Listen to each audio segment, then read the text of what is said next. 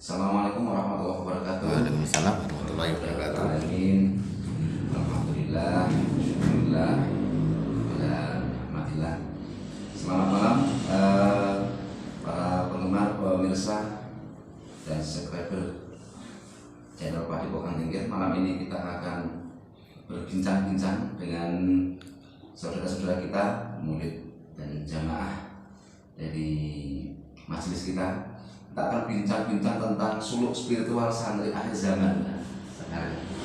Apa saja yang telah dilakukan untuk menggapai ridho dari Allah dengan jalan menempuh jalan suluk.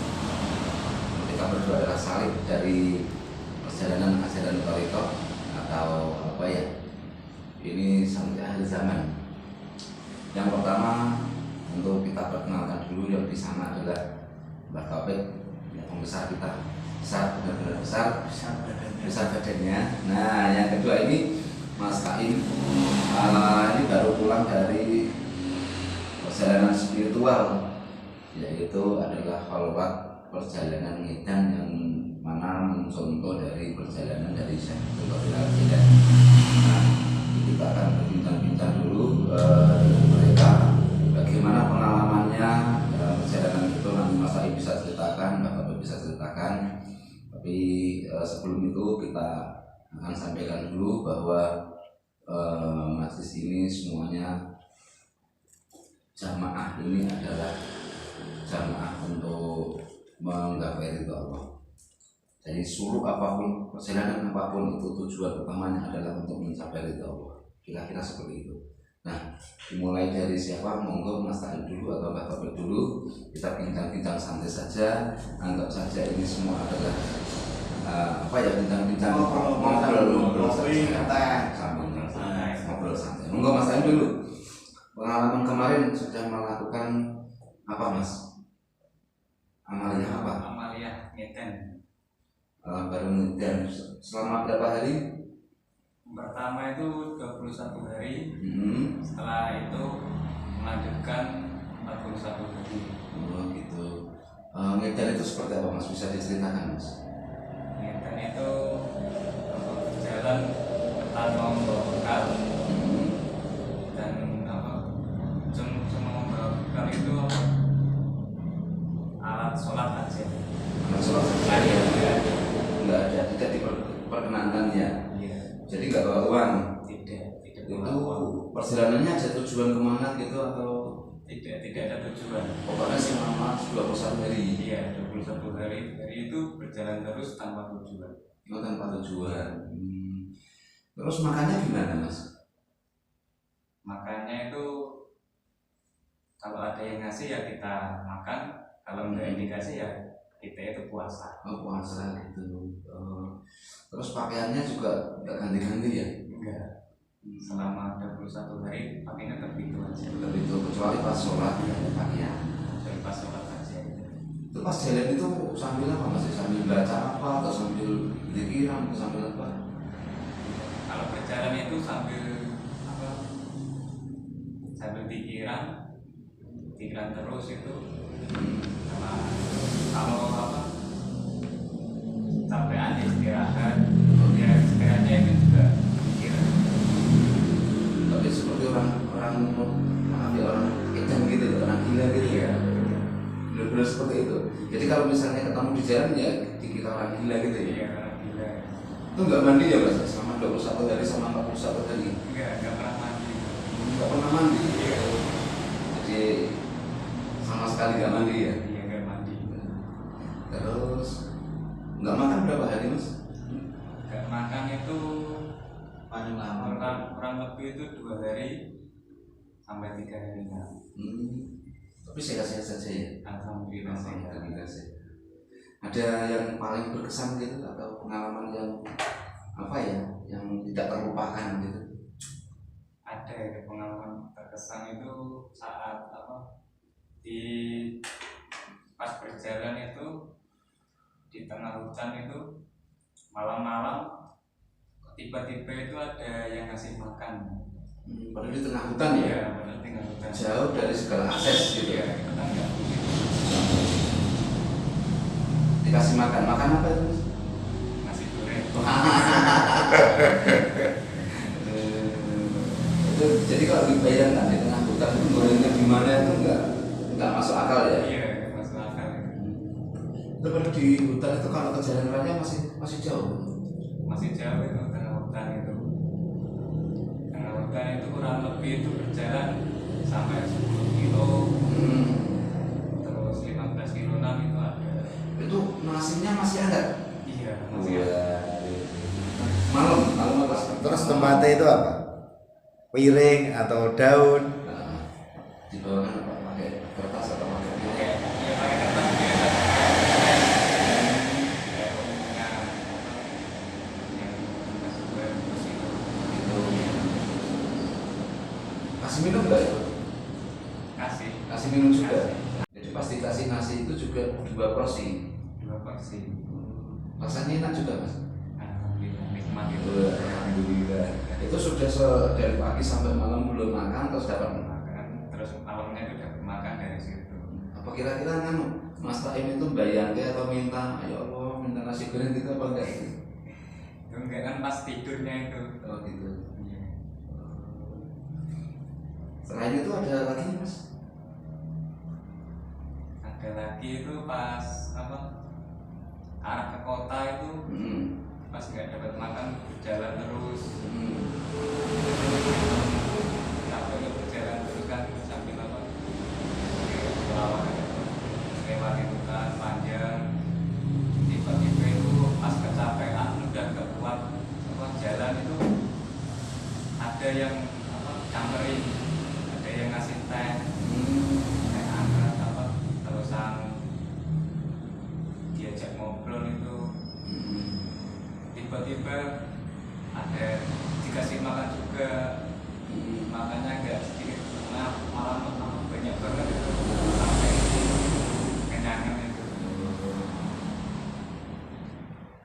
Terus setelah ini Mas, kan Mas Taim sudah 21 hari sama 21 hari. Ada ini nggak apa namanya? Ada perasaannya setelah melakukan amalia itu ada rasa yang lain atau apa gitu? Ada, pastinya ada. Gimana? Semakin apa ya? Pelajarannya itu kan banyak itu. Semakin apa? Bertambah pelajaran kita itu menjadi apa lebih baik lagi. Gitu. Semakin ada keinginan atau motivasi untuk menjadi lebih baik gitu ya. Selain itu hati menjadi tenang, menjadi lebih pasrah gitu. Lebih baik gitu. Pasti ya. Terus rencana ke depan setelah ini apa Mas? Ada lagi itu amalia lagi. Amalia diri dan nama fisik itu. Begitu. Ini belum ya? Belum. Oh gitu. Nah nanti Mbak Topik yang akan menerangkan. Jadi gini Mbak Topik, nanti minta diterangkan bahwa tadi cerita tentang amalia Ida.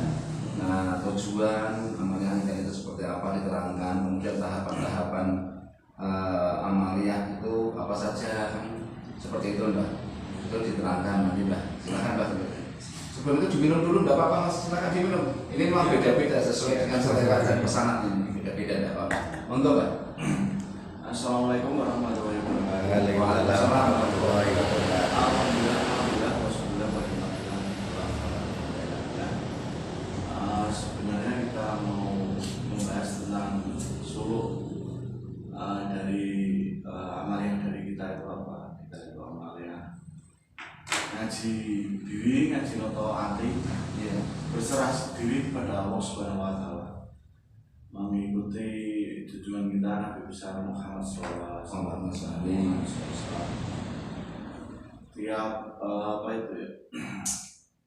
Amalia itu sebenarnya di lewat Nabi itu ada lewat dari sahabat beliau Abu Bakar, sahabat beliau Ali bin Abi Thalib. Setelah itu dikemas dalam bentuk apa ya? Torekoh itu apa? Itu menggabungkan antara syariat dan hakikat. Jadi syariatnya jalan, hakikatnya di diri juga jalan. Jadi syariat itu ibadah yang dijasad, misalnya sholat atau haji seperti itu. seperti seperti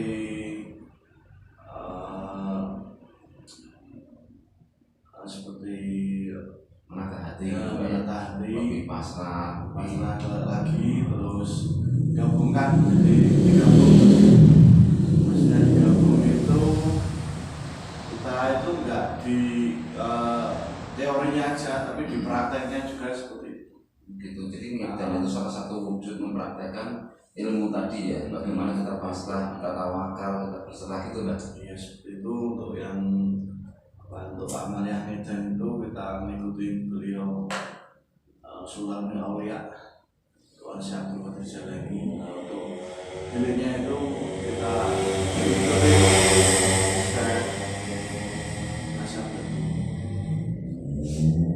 terus untuk yang fisiknya itu Syekh Abdullah Syadari, seperti itu. Terus itu pun kita juga bertata untuk amal yang kita pertama 21 hari ya. Setelah itu bisa dilanjut 21 hari. Tinggal setiap orang itu beda-beda, nggak harus bareng. Setiap kemampuan orang itu juga beda-beda. Itu setelah itu dilanjut di amaliyah keluar bilik. Keluar bilik itu apa? Kita masuk dalam bilik sebuah ruangan yang di situ kita untuk berserah diri, lebih berserah diri dengan zikir, nyambung terus pada Allah Subhanahu wa Ta'ala.